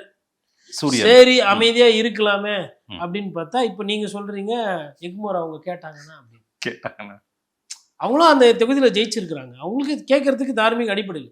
அப்போ இதெல்லாம் வந்து கீழே சீட் ஷேரிங்ல வந்து கச்சாமுச்சான்னு போகும். இது இல்லாம விசிகா, கம்யூனிஸ்ட், காங்கிரஸ், இல்ல கம்யூனிஸ்டுகளுக்கு பிரச்சனை பெருசா வராது. என்ன சீட் அதிகமா கேட்பாங்கல்ல, சீட் அதிகமா கேட்பாங்க. அதுல அவங்க வந்து அந்த சீட்டு கேட்குவாங்கன்றது இல்ல, சீட்டு தேமுதிகவுக்கு இப்ப 6+1 7+1 10+1 என்னன்னு நமக்கு தெரியல, அபிஷியலா வரட்டும். அந்த 1 ராஜ்யசபாவும் வேற கொடுக்கறதா தகவல் வேற இருக்கு, அதுவும் உறுதியா அவங்க சொல்லிட்டோம். அவங்களுக்கு ராஜ்யசபாலாம் கொடுக்குறீங்கல்ல, எங்களுக்கு நாங்க 4 வருஷமா உங்க கூடவே இருக்கமே, அதுவும் 2019 இருந்து உங்க கூடவே இருக்கமே, எங்களுக்கு சீட் அதிகமா கொடுன்னு கேட்பாங்க. 2 விஷயம் நடக்கும். இப்ப ஐயா சண்முகம் போன்றவர்களோ இல்ல காங்கிரஸ் கட்சியில இருக்கக்கூடிய நிறைய பேர் இருக்கிறாங்க. அதாவது ஒரு மக்களுக்கு உண்டான அரசியல் பண்ணுன்றதுல கம்யூனிஸ்ட் கட்சி என்னைக்குமே தெளிவா இருக்கிறவங்க தான். காங்கிரஸ் கட்சி மாதிரி பாதி நேரம் பேசிட்டு பாதி நேரம் லூஸ் விடுற அதெல்லாம் கிடையாது. தீர்க்கமாக இருக்கிற ஒரு கட்சி. கம்யூனிஸ்ட் கட்சிகள் வந்து கண்டிப்பாக சீட்டு எக்ஸ்ட்ரா கேட்பாங்க, ஆனால் ஐடென்டிஃபிகேஷன் அவங்களுக்கு ப்ராப்ளம் இருக்காது. உதாரணத்துக்கு கீழ்வேலூர் கேட்குறாங்க, திருத்துறைப்பூண்டி கேட்குறாங்க, இல்லை வந்து நாங்கள் வந்துட்டு நாகப்பட்டினத்தில் நிற்கிறோம், அப்புறம் எங்களுக்கு திருவாரூரில் எதுனா ஒரு சீட்டு கேளுங்க, அப்புறம் திருப்பூர் ஒன்று கொடுங்க, அப்புறம் கோயம்புத்தூரில் இந்த தொகுதி கொடுங்க, மதுரையில் வந்து எங்களுக்கு இந்த தொகுதி கொடுங்க. அவங்க வந்து சிங்கிள் அவுட் பண்ணி அவங்களுக்கு தெரியும் அவங்களுக்கு எங்கே பலம் இருக்குது, பெரம்பூர் கொடுங்க சென்னையில், எங்கே எங்களுக்கு வேணும் எங்கே வேணான்றதான் தெளிவாக இருப்பாங்க. சீட் ஐடென்டிஃபிகேஷனில் சிபிஐக்கும் சரி சிபிஎம்முக்குமே பிரச்சனையே இருக்காது, கிளியராக இருக்கும். ஆனால் நீங்கள் சொன்னது அது முக்கியமானது, மேபி ஒரு 2 சீட் எக்ஸ்ட்ரா கேட்குறாங்க, அல்ல அவங்க நிறையவே கேட்பாங்க. ஒரு 2 சீட் எக்ஸ்ட்ரா கொடுக்குறீங்கனாலுமே 6 கொடுத்தவங்களுக்கு 8 கொடுக்கும். அப்ப 8 கொடுக்கும்போது விசிகாவும் அந்த 2 அவங்க இவங்கள விட பெரிய கட்சி, அவங்களும் வாக்கு விகிதாச்சாரம் கூட வச்சுருக்காங்க, அவங்களும் 8 கேட்பாங்க. அப்போ ஆளாளுக்கு எக்ஸ்ட்ரா கொடுத்தா தேசிய முற்போக்கு திராவிட கழகத்துக்கு 8 சீட்டு. அப்போ அதே 8 சிபிஐ, அதே 8 சிபிஎம், அதுக்கப்புறம் மதிமுக 8. இல்லைன்னா வைகோ அவர்கள் இந்த பார்ப்பா தம்பி, நான் வந்து எவ்வளோ பிரச்சனை பண்ணேன், கலைஞரோவுக்கும் எனக்கும் சண்டை இருந்தது, ஆனால் நீங்கள் வரீங்கன்னும் போது அண்ணன் வந்து வைகோ வந்து விட்டு கொடுத்துட்டு மதிமுக எந்த நோக்கத்துக்காக தொடங்கப்பட்டதோ அந்த நோக்கத்துக்காகவே நான் அதை வந்து மறந்துட்டு நான் வந்து இப்போ வந்து கூட்டணியில் இருக்கிறேன் அப்படின்ற மாதிரி அவரும் ஒரு 8 சீட்டுனா கேட்பார். அப்போது மதிமுக, மையம், விசிகா, சிபிஐ, சிபிஎம், டிஎம்டிகே 6 கட்சி, 8 6 48. மையத்துக்கும் 8 சொல்றீங்களா? சரி, மையத்துக்கு 4 வச்சுக்கோங்க, 44. 44 சின்னம் வந்து உதயசூரியன் இல்லை அப்படின்னும் போது எடப்பாடி பழனிசாமி அப்பா அப்படின்னா அவருக்கு ஒரு சிக்கல் இருக்கு, அவரும் ஜாலியாக இருக்க முடியாது.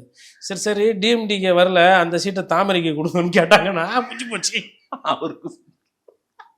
இந்த சைடு ஹாப்பி ஆயிடுவாரு. அதாவது டல்லானது நம்ம சொன்னல பொன்முடி நேரு எல்லாம், அவங்களுக்கு வந்துப்பா திருச்சியில தாமரை அப்படின்னா நேரு ஹாப்பி ஆயிடுவாரு. மகேஷ் பொய்யாமி கிட்ட போட்டா இங்க ஒரு ஸ்ரீரங்கம் நல்லா இருக்கான், தாமரை கேட்கறாங்க அப்படின்னா ஐயோ நான் கூட பயந்த திருச்சியில ஸ்ரீரங்கம் போயிடுமோன்னு, தாமரைனா ஒன்றும் பிரச்சனை இல்லை பார்த்துக்கலாம். அதாவதுங்க ரெட்டலையும் உதயசூரியனும் எத்தனை இடத்துல அதிகமாக நிற்கிறாங்கன்றது ஃபர்ஸ்ட் போட்டி. அது வந்து ஒரு நம்பர் கேம். கூட்டணி அரித்மெட்டிக்கில் அலையன்ஸில் ஸ்டாலின் சாருக்கு வெற்றி, சீட் ஷேரிங்கில் டெக்னிக்கலாக டிஎம்கேக்கு நிறைய டிஃபிகல்ட்டி இருக்குது, அதிமுகவுக்கு அட்வான்டேஜ். ஏன்னா அங்கே வந்து கம்மி லைட் வெயிட். ம். இப்போ டிஎம்டிக்கே போயிடுச்சு இல்ல. ம். அந்த 8 சீட்டு ஒரு 7 சீட்டு ஏதோ மனசுல இருக்கு, இல்ல 10 சீட்டு இருக்குன்னா இப்போ அந்த 10 சீட்டை வச்சு சின்ன கட்சிகள்கிட்ட விளையாடலாம்ல. ம். ம். இப்போ உதாரணத்துக்கு திடீர்னு வந்து பண்ருட்டி, கடலூர், நெய்வேலியில் வேற எங்கன்னா போய் நில்லுங்க அப்படின்னு வேல்முருகன் கிட்ட சொல்றாங்க. ம். அவர் திடீர்னு இங்கே இபிஎஸ் கிட்ட வந்து எனக்கு ஒரு 2 சீட்டு எங்கன்னா பார்க்க சொல்லுங்க அப்படின்னா, ஓகே 2 சீட்டு தானே, ஐயா வேற இல்லை, ம். அன்புமணி அண்ணன் வந்து உனக்கு பழைய சொந்தம், சேர்ந்து டிராவல் பண்ணுங்க. வெற்றி கழகத்துக்கு தாவேக்கா சரி, எங்ககிட்டயும் ஒரு தாவேக்கா இருக்குது, கடலூர் எப்படியா இருந்தாலும் வீக்கு தான், ஒரு உதாரணத்துக்கு சொல்கிறேன். சரி. அரசியல் வந்து எப்படி வேணா மாறும். ஸோ இதுக்கு மேல சீட்டு கொடுக்கறதுல பிரச்சனைகள் பெரிய இருக்கும். பிரச்சனை இருக்குது. அங்கங்கே லோக்கலில் வந்துட்டு நிறைய சிக்கல்கள் வந்து வரும். நிறைய மாவட்ட செயலர்கள் ஒரு சில எம்எல்ஏவோட மனக்கசப்பு இருக்கும். ஆமா. இப்போ அவர் மாவட்ட செயலராக இருப்பார், அமைச்சராக இருப்பார், ஆனால் எம்எல்ஏக்கு வந்து திருச்சியில் நிறைய இருக்குது, ம். டெல்டாவில். ம். என்ன பண்ணுவாங்க, மாவட்ட செயலருக்கு என்ன பண்ணுவாங்க, ஆனால் அந்த கட்சி டிஎம்டிக்கு இங்கே ஒன்று கொடுத்து விட்ருங்க, விசிகாக்கு அங்கே ஒன்று கொடுப்போம், காங்கிரஸ் வேணா இங்கே நிற்க சொல்லுங்கன்னு தள்ளி விடுவாங்க அந்த சீட்டை. ஓ. இதெல்லாம் வந்து டிஎம்கேக்கு இது சிக்கல். ரைட். பார்க்கலாம் அது என்ன நல்லதோ நடக்குது. கெட்டதோ, ம். அது உதயசூரியன் நிற்குதுன்னா அது கதை வேற, ம். அதில் வேற கட்சி நிற்குதுன்னா அது சிக்கல். விஜயை நம்ம மறந்துட்டோமே சார். விஜய் இப்போ அவர் வேற ஆட்சியில் பங்கு அதிகாரத்தில் பங்குனாரு. யாரும் இப்போ கூட்டணி போவாங்க விஜய் கூட? விஜய் கூட ஐயா ஓபிஎஸும் போயிட்டு இவரை தான் பார்க்குறாரு. அப்போ ஆ. அவரும் இல்லைன்னு ஆகிப்போச்சு. அநேகமாக ஐயா மருத்துவர் ராமதாஸ் வந்து இவர் போய் பார்த்துருக்கணும் மருத்துவமனையில். யாரு, விஜய் சார் போய் ஆமா. பார்க்கல, கொள்ளலை. அவருமே அதை வருத்தமா சொன்னாரு. விஜய் வந்து கண்டிப்பா ஆ. முழு நேர அரசியல்வாதி அப்படின்னா யாருக்கு உடம்பு சரியில்லை, யாருக்கு பிறந்த நாள், எந்த தலைவர் இறந்த நாள், அங்கே போய் மாலை போடணும். அப்புறம் சமூகத்தில் எதனா ஒரு சமுதாய தலைவர் யாருன்னா இருந்தாங்கன்னா என்ன கதை ஏது இதெல்லாம் தெரியணும். அப்போ படிக்கிறது இல்லை, சிந்தனை கிடையாது, 4 விஷயம் தெரிஞ்சுக்கிறது கிடையாது, அரசியலே பண்ணுறது இல்லை. அதனால தான் நான் மறந்து போயிட்டேன். இப்போ நீங்கள் எனக்கு நினைவுபடுத்தி ஞாபகப்படுத்தி விட்றீங்க. ம். நீங்கள் அநேகமாக அந்த சோஷியல் மீடியா வைப்ஸ் எல்லாம் நிறைய பார்க்குறீங்கன்னு நினைக்கிறேன், டிக்டாக் ரீல்ஸ். அதனால் நீங்கள் அப்டேட்டடாக இருக்கீங்க. நம்ம பார்க்குறது இந்த சாதாரண அரசியல், மக்கள் அரசியல். அதனால விஜய் அவர்கள் பாவம், அவர் எதிர்பார்த்துட்டு இருந்தேன். இப்போ ஒரே ஒன்று தான், ம். ஐயா மாணிக்கம் தாக்கூர் கிட்ட தான் இருக்குது விஜயோட மாண்பும் மரியாதையும். அப்புறம் பிரவீன் சக்கரவர்த்தி, அப்புறம் ஆதவ அர்ஜுனா, இவர்கள் கேசி வேணுகோபால் இவங்க பார்த்து எதனா ஒன்று செஞ்சு விட்டாங்கன்னா மேபி தாவேக்கா வெர்சஸ், ஏன்னா நட்பு சக்தி. ஆ. காங்கிரஸ் கட்சிக்கு அவர் பேர் வச்சிருக்கிறது விஜய் சார் வந்து நட்பு சக்தி. ஆ. இது தீய சக்தி திமுக, ஆ. அண்ணா திமுக ஊழல் சக்தி. இது வந்து நட்பு சக்தி. யாரு, 2G ஊழல் பண்ணவங்க, ம். கோல்கேட் ஸ்கேம்ல இன்வால்வ் ஆனவங்க, ம். போஃபர்ஸ், இதெல்லாம் பண்ணவங்க வந்து தூய சக்தி. இந்தி திணித்தவர்கள், ம். ஈழ பிரச்சனையில வந்து நம்ம தமிழர்கள் அங்கே இறக்கும்போது வேடிக்கை பார்த்தவர்கள், கச்சத்தீவை கொடுத்தவங்க, நீட்டை கொண்டு வந்தவங்க வந்து நட்பு சக்தி. அப்போ இவ்வளவு பிரச்சனையை பண்ணது இதெல்லாம் வந்து நட்பு சக்தியாக தெரியும். அப்போ இவருக்கு எவ்வளோ அரசியல் தெரியலன்றது புரியுதா சார்? காங்கிரஸ் போனா கூட பலம் கூடும் சார் அவங்களுக்கு. அதாங்க 5% வாக்கு இருக்கா காங்கிரஸ் கட்சிக்கு? அவங்க 3 நாள் தான் சொல்றாங்க, நான் கூடுதலாகவே சொல்றேன் 5. ஆ. விஜய் அவர்களுக்கு 40% இருக்கா அவங்க சொல்றது? நான் என்ன சொல்றேன்னா 40, 5 சேர்த்து 45 நில்லுங்கன்றேன். நின்னுடுங்க, தெரிஞ்சிரும்ல. மூன்றாவது அணி பலவீனமா இருக்கணும்னு எதனா இருக்கா? அப்படியெல்லாம் அசுர பலம். அதாவது இப்போ என்ன ஆகி போச்சு பேச்சு, விஜய் வந்து நம்பி வருவாங்கல்ல, அவங்களுக்கு எதனா கொடுக்கணும்ல அப்படின்லாம் பேசினார்ல. நீங்கள் தான் நம்பி போங்க. ஏன்னா பிரவீன் சோடங்கருக்கோ இல்லை பிரவீன் சக்கரவர்த்திக்கோ காங்கிரஸ் கட்சி எவ்வளோ ஓட்டு வாங்குதுன்றது கேட்டால் தெரியாது, பூத்தில் ஆளுக்கு தானே தெரியாது.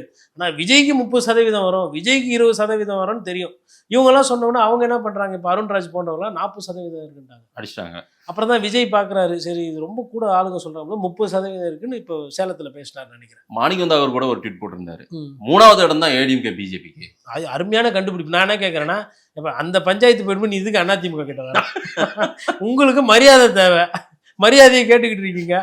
திமுகவில் ஒரு சில மருத்துவர், நான் நிறைய வாட்டி இதை சொல்லிட்டு இருக்கேன், அஃபீஸ் உள்ளான்னு சொல்லிட்டு ஒரு மருத்துவர், எந்த மரியாதை, முதல் மரியாதையா, காதலுக்கு மரியாதையா, ஊர் மரியாதையாலாம் போடுறாங்க. அப்ப அது மரியாதை நிமித்தமா அதை முடிங்க ஃபர்ஸ்ட், அதிமுக கிட்ட அப்புறம் சண்டைக்கு வரலாம். உங்க வாயை மூடுறதுக்கு தான் டிஎம்டிகேவே கொண்டு வந்திருக்கிறாரு ஸ்டாலின் சார்.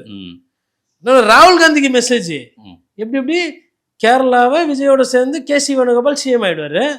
அப்புறம் மாணிக்கம் தாக்கூர், பிரவீன் சோடங்கர், இவங்கெல்லாம், பிரவீன் சக்கரவர்த்தி, இவங்க சோடங்கர்லாம் இங்கே உட்காந்து பிளான் பண்ணி தமிழகத்தில் தாவேகாவும் காங்கிரஸும் சேர்ந்து இங்கே பெருவா நிறைய எம்எல்ஏ ஜெயிச்சிருவீங்க, பாண்டிச்சேரியில் ஆட்சி பிடிச்சிருவீங்க ரங்கசாமியை வச்சு. அப்போ ஸ்டாலின், அப்போ நான் என்ன பண்ணுறதுன்னு கால் மேலே கால் போட்டு பாசாபா மாதிரி உட்காந்து, அப்படியா சரி ரைட்டு, நான் அந்த ஏடிஎம்கே சண்டை நான் அதை அப்புறமா பார்த்துக்கிறேன், பா யாருப்பா கூட்டணியில் யாருன்னா வரீங்களாப்பா அப்படின்னு, ஐயா உள்ளேனையா அப்படின்ற மாதிரி டிஎம்டிக்கு. அதுக்கு முன்னாடியே கமல் வந்துட்டாரு, இந்த டார்ச் எல்லாம் உடச்சு டிவி எல்லாம் உடச்சாரு. இது பாருங்க, இந்த திமுகவோட ஒரு சிறப்பு என்னன்னா, திமுக யாரெல்லாம் அந்த கட்சியே கிடையாது, அது அழிஞ்சு போயிடணும் அப்படின்னவங்க தான் கொஞ்சம் வருஷங்கள் கழிச்சு பார்த்தா அங்கே வந்துட்டு திமுக தான் நமக்கு தேவை அப்படின்வாங்க. உதாரணம் காங்கிரஸ் கட்சி. ஒரு காலத்தில் திமுகவை அழிக்கணும் எதிர்க்கணும்னு வந்த கட்சி தான், இல்லை காங்கிரஸை எதிர்க்கணும்னு வந்த கட்சி தான் திமுக. ஆனால் இன்னைக்கு திமுகவை தூக்கி பிடிக்கிறதோ இல்லை ஆட்சி வர்றதுக்கு காரணமாக இருக்கிறது யாரு? காங்கிரஸ். அப்புறம் திமுக வந்து ஒரு தீய சக்தி, இது வந்து குடும்ப அரசியல் பண்ணுதுன்னு சொல்லிட்டு போனவர் ஐயா வைகோ. இது 2. அதுக்கப்புறமா டிஎம்டிகே, இப்போ அவங்களும் சேர்ந்துட்டாங்க. அதுக்கு முன்னாடி ஐயா மக்கள் நீதி மையம். இப்ப நீங்க எல்லாம் சொல்றீங்கல்ல திமுகக்கு மாற்று அப்படின்னு. அப்ப திமுகக்கு மாற்றுனா எது இங்க நிக்குது காலத்துல? உடையாம சிதையாம கட்சியா இருக்கிறது எந்த கட்சி? அண்ணா திமுக தானே. திமுகக்கு மாற்று. அப்ப இது மாதிரி நிறைய பேர் வருவாங்க. இது இந்த ரேஞ்சில் போச்சுன்னா திமுக யாரெல்லாம் எதுக்கும் வேகமா எதிர்த்தாங்களோ ஒரு 10 வருஷம் கழிச்சு அவங்க திமுக கூட போய் கூட்டணி வச்சிருக்காங்க. இது இப்படியே போய் விஜய் சார் ஒரு 10 வருஷம், நீங்க கேட்ட கேள்விக்கு இப்ப வரேன் நான் சுத்தி 10 வருஷம் அரசியல் பண்றாருன்னா விஜய் சார் அண்ணா அறிவாலயம் போய் ஒப்பந்தத்துல கையெழுத்து போடுவார். அப்போது உதயநிதி ஸ்டாலின் வந்து பொறுப்புல இருப்பாரு. விஜய் சார் வந்து தாவேக்கா திமுக கூட்டணி, இது எப்போவோ சேர வேண்டிய கூட்டணி, பழநழுவி பாலில் வந்து டிஎம்டிகேக்கு 10 வருஷம் ஊந்துது, எங்களுக்கும் 10 வருஷம் கழிச்சு விசில் வந்து பாலில் ஊந்துச்சு அப்படின்னு நடக்கும். இங்க இப்படிதான் போயிருக்கு அரசியல். இதெல்லாம் வேணான்ட்டு சீமான் மாநாடு தனியா அதெல்லாம் அண்ணனை கணிக்க முடியாது. அண்ணனோட ரேஞ்சே வேற. வந்து அவர் தலைவர் எப்படி, பிரபாகரன் அவர்கள் அப்படி, அந்த வழியில் அவர் அப்படி. அதனால் அவரை வந்து இவங்களோட சேர்க்க முடியாது. அது அவரை புரிஞ்சுக்கிறது ரொம்ப கஷ்டங்க. கூட இருக்கவங்களால புரிஞ்சிக்க முடியல. ஸோ ராஜீவ்காந்தியை தயார் பண்ணி விட்டார் பேச்சாளராக. அதே மாதிரி கல்யாண சுந்தரத்தை பேச்சாளராக அண்ணன் வந்து ஒரு பயிற்சி கொடுத்தாரு. தரமான விவாதங்கள் பண்ணுறாங்க, தரம் தாழ்ந்த வார்த்தைகள். இப்போ கல்யாண சுந்தரமும் எவ்வளோ விவாதங்களில் பேசுறது நீங்கள் பார்த்துருப்பீங்க. கடின வார்த்தைகளோ கண்ணிய குறைவான சொல்லாடங்களும் பேசுறது கிடையாது. கோவத்தில் கத்துவாங்க. இப்போ தம்பி கார்த்திக் கூட கோவத்தில் வந்து உங்களுக்குலாம் சூடு சொரணம் மானம் வெக்கம் எதுவுமே இல்லையா அப்படின்ற மாதிரிலாம் பேசுவாப்புல. அது வந்து ஆபாச வார்த்தை இல்லை, கோவத்தோட வெளிப்பாடு. கடந்த காலத்தில் காளியம்மாள் கூட கடுமையாக பேசுவாங்க, ஆனால் அந்த கண்ணியம் தவறாது. அப்போது அறிஞர் அண்ணா எப்படி இளம் பேச்சாளர்களை தயார் பண்ணாரோ, தமிழ் சொல்லாடல் சொல்லி கொடுத்து வளர்த்தாரோ, அதே வேலையை கிட்டத்தட்ட இன்னைக்கு நாம் தமிழ் கட்சி சீமான் பேசுகிறார். ஒரு கட்சியில் பேச்சாளர்கள் அதிகமாக இருந்தாங்கன்னா அந்த கட்சி நீரோட்டமாக இருக்கிறோன்றது என்னோட புரிதல். டிக்டாக்கு வைபுலாம் வந்து என்ன ஆகிடும்னா, இப்போ எனக்கு 24 வயசு, நான் டிக்டாக் பண்ணுவேன், வைபெல்லாம் பண்ணுவேன். எனக்கு 44 வயசு ஆகி சுகர் பிபிலாம் வந்து நான் டிக்டாக் வைப் பண்ண முடியாது. அப்போ அடுத்த ஹீரோ வந்துட்டுனா அவங்க டிக்டாக் வைப் பண்ணுவாங்க. அரசியல் கட்சி அப்படி இருக்க முடியாது. இன்னைக்கு என்னதான் நம்ம டிஎம்டிகே கட்சியை வந்து பேசினாலும் கேப்டன் விஜயகாந்த் இல்லாத டிஎம்டிகே வந்து ஒரு சிக்கல். காரணம் என்னன்னா, கட்சியை வந்து ஒரு கொள்கையாலேயோ இல்லை ஒரு விஷயத்தாலேயோ கட்டமைக்காம ஒரே ஒரு அந்த தனிநபர் அவரை வைத்து வச்சு பண்ணது தப்பு கிடையாது. கட்சி வந்தது அவருக்கு மறைவுக்கு பின்னராச்சு. இப்போ உதாரணத்துக்கு சொல்கிறேன், இதெல்லாம் கோரிக்கை வைக்கிறேன், இந்த கோரிக்கை எந்த கட்சி சரி செஞ்சு கொடுக்குதோ அந்த கட்சியோட கூட்டணி அப்படின்னு ஒரு 10 நாளைக்கு முன்னாடி அறிக்கை விட்டுருக்கலாமா? நீட்டில் ஒரு வேளை விதிவிலக்கு கொடுத்தா, தமிழகத்துக்கு விதிவிலக்கு நீட்டில் நீங்கள் கொடுத்தீங்க அப்படின்னாக்கோ நாங்கள் வந்து பிஜேபியோட கூட்டணி. ஏன்னா பிஜேபியில் எல்முருகனும் பேசப்பட்டதாக தகவல், தொடர்பில் இருந்தாங்க பாஜக தலைவர்களும். அப்போ மக்கள் சார்ந்த சிந்தனையோ மக்களோட அரசியல் உங்களுக்கு எங்கேயுமே வரலையே. அந்த மாதிரி டிமாண்ட் யாருமே பெருசாக வைக்கல, யாருமே இல்லை. டிஎம்டிகே வச்சதே கிடையாது. டிஎம்டிகே எங்கே எதனா ஒரு மக்கள் பிரச்சனையை பேச சொல்லுங்கள், கேட்க சொல்லுங்கள், இல்லை எதனா ஒரு போராட்டம். சரி, இப்போ ஒரு சாம்பிள், மாற்றுத்திறனாளிகள் போராட்டம் பண்ணுறாங்க, எங்களுக்கு ஓய்வூதியம், எங்களுக்கு மாதத்துக்கு இந்த பணம்லாம் வந்து கூட கொடுக்கணும், எங்களுக்கு வசதிகள்லாம் செய்யணும்னு காவல்துறை அரெஸ்ட் பண்ணி எங்கெங்கேயோ ஊருக்கு வெளியில் வர நிறைய பேருக்கு அவருக்கு கண் அவர்களுக்கு சரியாக தெரியல, கை கால் வந்துட்டு சரியில்லாமல் இருக்கிறாங்க. அவங்கள எடுத்துன்னு போயிட்டு எங்கேயோ எடுத்துன்னு போய் போராட்டம் பண்ணாலும் விட்டுருங்க. யாருக்கோ பணம் கொடுக்குறீங்க, 1000 ரூபா கொடுக்குறீங்க, லேப்டாப் கொடுக்குறீங்க, ஆடு மாடு கொடுக்குறீங்க, தாலிக்கு தங்கம் கொடுத்தீங்க, எல்லாம் பண்ணிங்க அந்த திராவிட கட்சிகள். அவங்களுக்கு போதை இதை செஞ்சிங்களா? செய்யலை. அதனால தான் போராட்டம் பண்ணுறாங்க. அவங்க வந்து வானத்துக்கும் வைகுண்டத்துக்கும் போட்டி போடல, கேட்கல. அப்போ அதை செய்யணுன்ற அந்த எண்ணம் இல்லை. பிரேமலதா விஜயகாந்த் அவர்கள் அதை ஒரு கோரிக்கையா ஒரு 4 நாளைக்கு முன்னாடி இதை எந்த கட்சி செய்தோ அந்த கட்சியோட கூட்டணின்னு சொல்லியிருந்தா கூட உங்களோட கோரிக்கையை ஒன்று ஏற்றுனாங்க, அதனால கூட்டணி கூட சொல்லலாம். இப்படி ராஜ்யசபா சீட்டு தேர்தல் ஆணையம் சொன்ன உடனே மறுநாள் போயிட்டு நீங்கள் வந்து தியானம் பண்ணி திரும்பி பார்த்தா அண்ணா அறிவாலயம் தெரியுது, ஈசா யோகால இருந்து தெளிவு வருது. எப்போ ஒரு சைடு ராஜ்யசபா எம்பி சீட்டு வந்தோன்னா தெளிவு வருது, அரசியல் தெளிவு. தேன் கலந்த பாலில் பல விழுந்திருக்கு. அது தேன் கலந்த பாலில் விழுதோ, மோராச்சோ, இல்லை பால் கெடாமல் 10 வருஷமா இருந்தோ, தயிராகி ஆவியா என்னன்னு தெரியாது. மேலே மக்கள் பார்த்துக்குவாங்க எது பால் எது தேன் அப்படின்றதுலாம். மக்களை பொறுத்தவரைக்கும் அவங்களுக்கு சார்பாக யாருன்னா பேசுகிறாங்களா, மக்கள் பிரச்சனை யாருன்னா. இன்னொன்று, நான் அந்த ஸ்ட்ரென்த்தில் சொல்லும்போது பிரேமலதா பிரச்சாரம் நல்லா பண்ணுறதுக்கு வாய்ப்பு இருக்குன்னு சொன்னேன். ஆனால் யாரை எதிர்த்து என்ன பிரச்சாரம் பண்ணுவீங்க? பிஜேபி எதிர்த்து அவங்க எதுவும் பேசினது கிடையாது. ம். பேசுவாங்களான்னு எனக்கு தெரியாது. ம். இன்னொன்று, மோடியை பற்றி நீங்கள் திட்டுறீங்க, அமித்ஷா பற்றி பேசுகிறீங்க, திட்டுறீங்க, வைகிறீங்கனாலும் அது பாராளுமன்ற தேர்தலே கிடையாது. ம். நாங்களே ஏதோ எதனா கூட்டணி கிடைக்குமான்னு அதிமுக வெளில போன அதிமுக கிட்ட திருப்பி போய் ஏதோ சேர்ந்து மிரட்டணுமோ உருட்டணுமோ, இல்லை அவங்க கெஞ்சி கூத்தாடி சேர்த்தாங்களோ, இல்லை அவங்க வழிக்கு வந்தாங்களோ அது தெரியாது. ம். ஆனால் போய் சேர்ந்துருக்குறாங்க. அப்போ பிஜேபி பற்றி பெருசாக அரசியல் பேசி ஒன்றும் புண்ணியம் கிடையாது. ஏடிஎம்கேவை பேசணும். ஏடிஎம்கே பேசினா அவர் நானே தோத்துட்டு உக்காந்துக்கிறேன், என்ன 8 தோல்விக்கு பதிலாக 10 தோல்வி எடப்பாடி பழனிசாமின்னு சொல்லலாம்.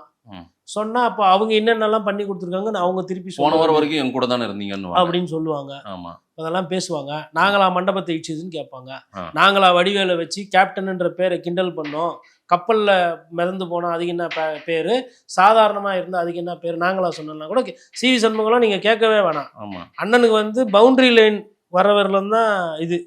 கூட்டணியில் வராங்களா வரலையா, யாரெல்லாம் வந்துட்டாங்க அவங்கள பற்றி பேசக்கூடாது, யாரெல்லாம் வரல அவங்களெல்லாம் பற்றி பேசணும் அப்படின்னு ஒரு லிஸ்ட்டு கொடுத்துட்டிங்கன்னா சிவி சண்முகம், வளர்மதி அவர்கள், சிஆர் சரஸ்வதி அவர்கள், அப்படியே அந்த லிஸ்ட்டு போகும். அப்போ ஏடிஎம்கேல அமமுகவில் பேச்சாளர்கள்லாம் இருக்கிறாங்க, அவங்களெல்லாம் அடிக்க ஆரம்பிக்கும் போது ஆட்டோமேட்டிக்காக அவங்க பண்ணக்கூடிய பிரச்சாரம் வராது. எப்பயுமே பிரச்சாரம் என்பது எதிர்கட்சிக்கு ஈஸியாக இருக்கும். கடந்த காலத்தில் அதிமுகவை எதிர்த்து திமுகவுக்கு பிரச்சாரம் பண்ண வசதியாக இருந்தது. காரணம்னா ஊழல் குற்றச்சாட்டு, ரெய்டு, சீஃப் செக்ரட்டரி வீட்லேயே ரெய்டு, ஆமா. அப்புறம் ஹைவேஸில் வந்து டெண்டர் முறைகேடுகள், அப்புறம் அந்த முட்டை கொள்முதல் கிறிஸ்டி ஃபுட்ஸ்ன்னு சொல்லிட்டு அதுக்கப்புறம் நிறைய பிரச்சனைகள்லாம் வந்தது. ம். அப்போது அதெல்லாம் வந்து அம்மையார் ஜெயலலிதாவோட மரணம் என்னாச்சு, ஏன் என்னாச்சு, கொடநாடு என்னாச்சு, இதெல்லாம் திமுக அன்னைக்கு பேசினாங்க. ம். அப்போ திமுகக்கு இதெல்லாம் வந்து பேசு பொருளாக இருந்தது. 5 வருஷம் கழிச்சு திருப்பி அதே பேசினாங்க. அப்பா 5 வருஷம் நீ தானே பாருங்க, ஏன்னா நடவடிக்கை எடுத்துக்கணும், இல்லை ஊழல் பண்ணாங்கன்னா யார் ஊழல் பண்ணாங்க, எந்த டெண்டருக்காரங்க, எந்த கான்ட்ராக்ட்காரங்க கைது செஞ்சுருக்கணும், எஃப்ஐஆர் போட்டுருக்கணும், டிவிஎஸ்சி பண்ணணும் அப்படின்றது இருக்குது. இன்னொன்று, பிஜேபியுமே அமைதியாக தானே இருக்குது. பிஜேபி நீங்கள் எதிர்த்து பேசினா அதிமுக என்ன ஆசைப்பட்டிருக்கோம், இடி வரும். அவங்க என்ன பண்ணுறாங்க, இடி அனுப்பாமல் மோடி அனுப்புகிறேன்றாங்க. எப்பா நான் கேட்டது ஈடிப்பா, தமிழகத்துக்கு ஈடி தான் வேணும், மோடி வேணான்றது அதிமுக ஸ்டாண்ட். ஆமா. ஆனால் அவங்க என்ன பண்ணுறாங்க, ஈடி அனுப்பாமல் மோடி அனுப்புகிறாங்க. 1ஆம் தேதி வராரு, 7ஆம் தேதி 3 வராரு, முறை வராரு சார். 3 முறை வராரு. அவங்க கேட்டது ஈடி, இவங்க அனுப்புறது மோடி. அப்போ இதுவரைலாம் அமைதியாக போகுது. இப்போ ஒருவேளை மோடியை வந்து திட்டுறாங்க, டிஎன்டிகேவோ இல்லை டிஎம்கேவோ திட்டுறாங்கன்னா இவங்க என்ன பண்ணுவாங்க, நாங்கள் அப்பயே சொன்னோம் மோடிஜி வேணாம் இடிஜி தான் வேணும்னு கேட்டேன். இப்போ பாருங்கள் திட்டுறாங்க, தயவு செய்து நீங்கள் வராத இடி அனுப்புங்கன்னுவாங்க. ஆமா. இப்போ இது தேர்தலில் இருந்து எவ்வளோ சிக்கல் இருக்குது. அதனால் பிரச்சாரம் என்பது டிஎம்டிகேவால் வந்து பெரிய டாப்பு பிரச்சாரம்லாம் பண்ண முடியாது. நீங்கள் என்னன்னு சொல்லுவீங்க அதிமுகவை? கரண்ட்டில் யார் தப்பு பண்ணுறாங்களோ அவங்க தான் ஞாபகம் இருக்கும் அரசியல். அதனால தான் அந்த 5 வருஷத்துக்கு ஒரு வாட்டி ஆட்சி மாற்றம்னு வருது. இப்போ போயிட்டு நாளைக்கு விஜய பிரபாகரன் போயிட்டு இப்போ இதே திமுகவை எதிர்த்து பிரச்சாரம் பண்ணுறது சுலபம். ஆனால் இன்னைக்கு தேதியில் அதிமுக எதிர்கட்சியாக இருந்து தோற்று போய் ஒன்றும் இல்லைப்பா, நான் ஒன்றுமே இல்லைப்பா, வெறும் கட்சி தான் நடத்தினுக்கிறோம் நாங்கள் 5 வருஷமாக, பாராளுமன்ற பக்கம் போயே எவ்வளோ வருஷம் ஆச்சு, அம்மா சத்தத்துக்கு முன்னாடியிலேருந்தே நாங்கள் ஒன்றும் இல்லை, நாங்கள் என்ன பண்ணோம் அப்படின்னா முடிஞ்சு போச்சு. இன்னொன்று, ஒரு ஃப்ரெஷ் ஊழல். அப்போ மதுரையில் நாளைக்கு போய் பிரச்சாரம் பண்ணுறீங்க, மதுரையில் 200 கோடி ரூபா ஊழல் நடந்து மேயரோட கணவர் கைது செய்யப்பட்டது, ஜோனல் சேர்மன்லாம் ராஜினாமா பண்ணது, சொத்து வரி ஏற்றப்பட்டதை பற்றி பேசுவீங்களா?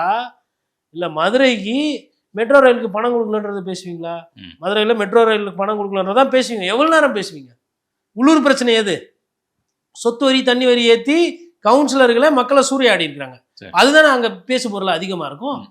அதுவும் வந்து இப்போ இன்னைக்கு பார்த்தீங்கன்னா அழகிரியோட ஆதரவாளர்கள் ஒருத்தர் பின்னாடி ஒருத்தர் எல்லாம் அதிமுக வந்து சேர்றாங்க. நீங்கள் தான் எடுக்க முடியும்னு கிடையாது, நாங்களும் எடுத்துக்காட்டணும்னு செல்லூர் ராஜு அமைதியாக செய்கிறாரு பாருங்க. செல்லூர் யாருன்னா சொல்லுவா, என்சி பார்த்துருப்பாங்களா, அண்ணன் செல்லூர் ராஜுனாவே என்ன வரும், தெர்மாக்கோல் வைத்து படகு தண்ணி இவாபரேட்டா அந்த மாதிரி அமைதியாக இருப்பார், சிரிச்ச முகத்துக்கு சொந்தக்காரர், கள்ளங்கப்படம்லாம் இருக்காது. நடுவில் இப்போ சிக்கல் இருந்தது.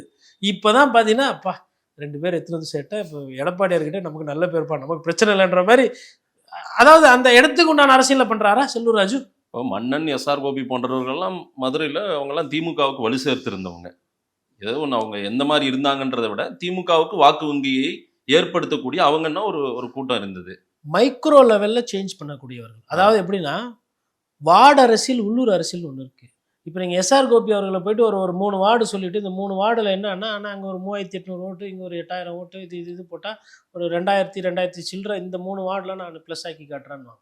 ஆமாம். அதே மாதிரி நீங்கள் அவர்கிட்ட போய் மன்னன் கிட்ட கேட்டிங்கன்னா துணை மேயராக இருந்தவர், மாநகராட்சியோட ஃபங்க்ஷனிங் எப்படி, என்ன வார்டு, ட்ரெடிஷ்னலாக எந்த வார்டு வந்து திமுக, எந்த வார்டு அதிமுக, இது எந்த தெரு நம்ம எடுக்கலாம், புதுசாக யார் ஊருக்குள்ளே வந்துக்கிறாங்க, பழைய ஆளுங்க யாருன்னெலாம் தெரியும். என்ன கௌரவம் பார்க்காம எல்லாம் மர்ஜ் ஆகிட்டாங்க, ஒன்றாயிட்டாங்கன்னு வச்சுக்கோங்களேன். இது இன்னொன்று, பணம் சம்பாதிக்கல, ஆட்சியில் முக்கியத்துவம் கொடுக்கல, எங்களை கண்டுக்கல. 2 பேர் வைக்கக்கூடிய குற்றச்சாட்டு என்ன? நாங்கள் என்ன தப்பு பண்ணோம்? யார்? எஸ்ஆர் கோபியும் மன்னனும். இன்னொன்று, இந்த தப்பு நடந்தது, இந்த ஊழலுக்குள்ள நாங்கள் காரணம் இல்லை, எங்களுக்கு திமுகவில் முக்கியத்துவம் இல்லை, எங்களுக்கு வந்து அரசியலே நாங்கள் பண்ண முடியல லோக்கலில், அதனால தான் நாங்கள் இங்கே வந்திருக்கிறோன்றாங்க. இவர்கள் எந்த அளவுக்கு புனிதர்கள், இவர்கள் எல்லாமே நல்லவர்களா, இவர்கள் மேலே எதுவும் தப்பு இல்லையான்றது அது மதுரை மக்களுக்கு தான் தெரியும். சரி, இவர்கள் மீது என்னென்ன இருக்குன்றது இல்லை. ஆனால் அரசியல் நம்ம பண்ண முடியல, நமக்கு இது வாய்ப்புன்னும் போது அவங்க என்ன பண்ணாங்கன்னா 2 மடங்கு எக்ஸ்ட்ரா வேலை செய்வாங்க. எப்பவுமே சிறுத்தையிலேயே உணவு சாப்பிட்ட சிறுத்தைக்கும் பசியோடு இருக்கிற சிறுத்தைக்கும் வித்தியாசம் இருக்கு. பசியோடு இருக்கிற சிறுத்தைன்னு வேகமாக ஓடும், ஏன்னா சாப்பிட்டு ஆகணும், உணவு தேவை. இது அப்படி இல்லை. சரி, நான் சிறுத்தை தான் இருந்தாலும் இப்போ வயிறு ஃபுல்லாகுது, அப்புறம் பார்த்துக்கலாம், கொஞ்சம் காலியானவனை தானே தேவை வரும். அது மாதிரி அதிமுக வந்து பசியோடு இருக்கக்கூடிய சிறுத்தைகள், திமுக வந்து ஓரளவுக்கு வயிறு நிறைந்த சிறுத்தைகள். இதே 10 வருஷம் ஆட்சியில் இருந்தப்போ அகோர பசியில் இருந்தார்கள் திமுக. அப்போ ஃபோர்ஸா வந்து ஸ்வீப் பண்ணாங்க, ஜெயிச்சாங்க. இதெல்லாம் வந்து பார்க்கணும். இப்போ அடிப்படையில் தோத்த தொண்டர்கள் வந்து இந்த தேர்தலில் நம்ம தோத்து போயிட்டோம்னா நம்ம மோசமாகிடுவோம் அப்படின்ற ஒரு எண்ணோட்டம் இருக்கு. அது எப்படி பிளே ஆகுதுன்னு பார்க்கலாம் சார். வர்ற நாட்களில் எல்லாமே நமக்கு தெரியும். இன்னும் யார் யார் எங்கே விடுபட்டவங்களாம் எங்கே சேருவாங்கன்றதையும் நம்ம பேசுவோம். மக்கள் என்ன சொல்கிறாங்கன்னு பார்க்கலாம். நேரம் கொடுத்து பேசினதுக்கு நன்றி. நன்றி.